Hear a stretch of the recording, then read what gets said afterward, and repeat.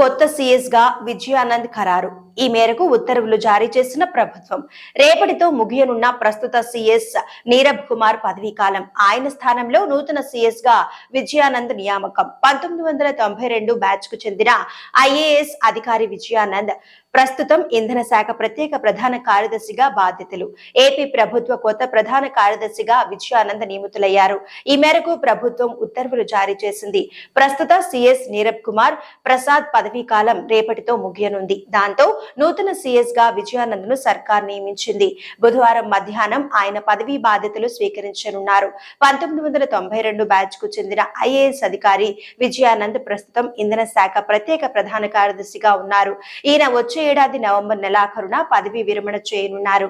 కాగా విజయానంద్ ఇంతకు ముందు 2022లో ఏపీ జెన్కో చైర్మన్ గా, 2023లో ఏపీ ట్రాన్స్కోకు సీఎండీగా బాధ్యతలు నిర్వర్తించారు.